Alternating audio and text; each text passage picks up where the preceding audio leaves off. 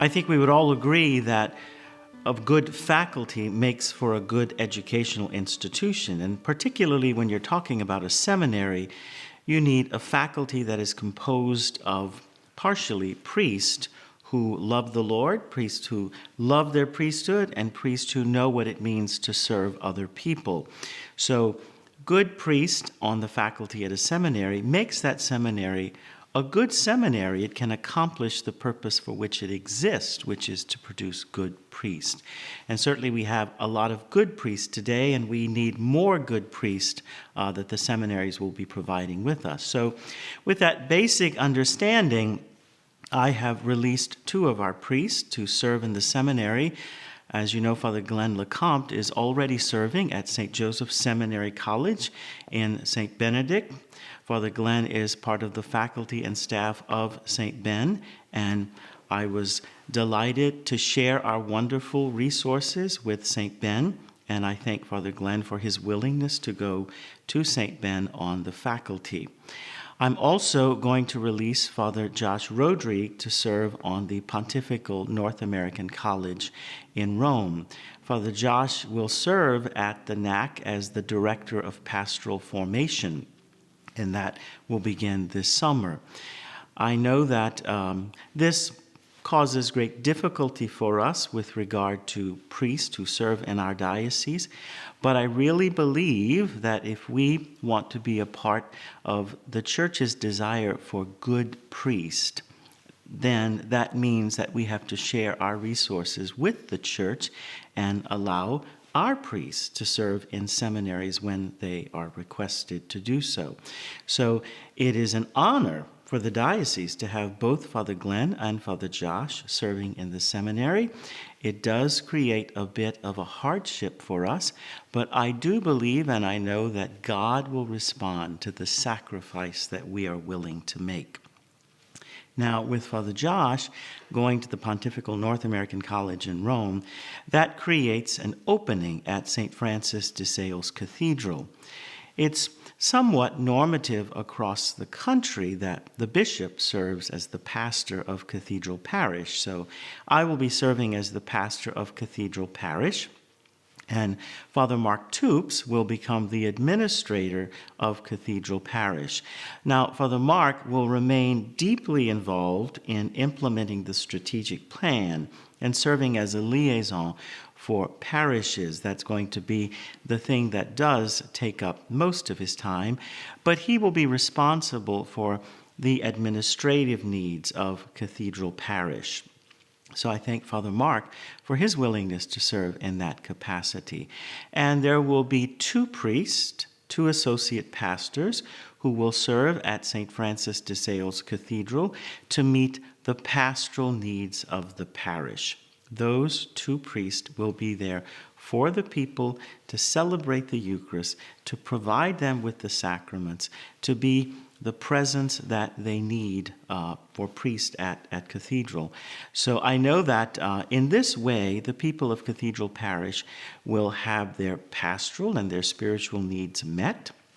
The cathedral will have its administrative needs met, and we can still be faithful to our pledge to really focus on strategic planning and assisting all parishes to implement the strategic plan.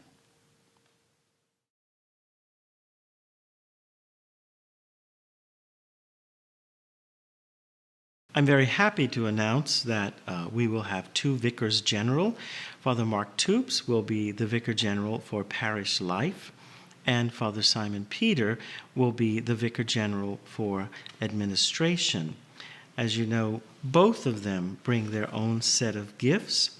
Father Mark's impressive gifts in the area of parish and pastoral ministry will certainly serve him very, very well as he continues to assist parishes in implementing the strategic plan.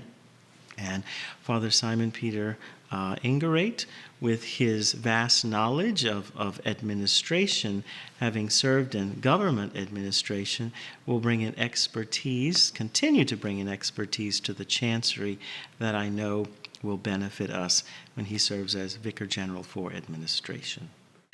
What excites me is that we're going to have 2 vicars general who are very different. As you know, Father Mark is very, very visionary and thinks big in a wonderful way. Father Simon Peter is more reflective and more staid. And so I appreciate the wonderful balance that they will bring to diocesan administration. And I know that both of them in their roles will assure the fact that our diocese will continue to move forward, that we will do so responsibly, and that most importantly, that the needs of each and every parish will be met by the service of Father Mark, by the service of Father Simon Peter, and by my own service as bishop as well. A vicar is someone who in a very special way represents the bishop. So a vicar for priest is someone who represents the bishop in the area of concerns for priest. A judicial vicar is someone who represents the bishop in the area of concern of church law, canon law. A priest who serves as vicar general, or priests who serve as vicars general, or priests that the bishop says, you are able to represent me in a general way. There are powers that the bishop reserves to himself, but for the most part, vicars general can act in the name of the bishop in a general way, except in those areas that the bishop has reserved to himself. So, having served as a vicar general in the Archdiocese of New Orleans, I'm very much aware of how much support and how much counsel a vicar general can give to the bishop, and I look very much forward to continuing to work with Father Mark and Father Simon Peter, and now as vicars general, I very much look forward to the support that they will bring to the diocese and the support that they will bring to me.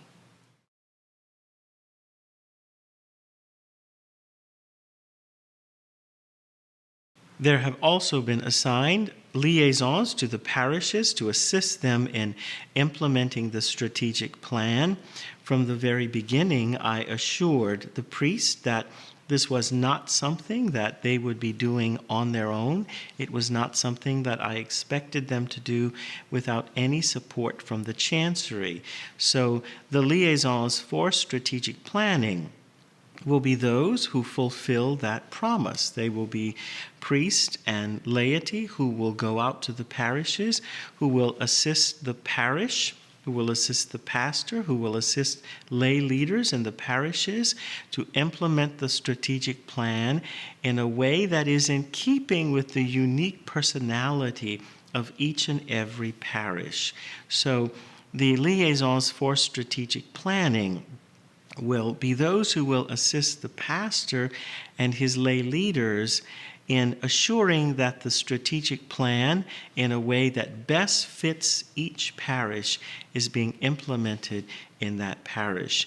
They will also be another set of eyes and another heart that might discern how is it best that this parish might implement the strategic plan, and they will assist in many ways in doing that.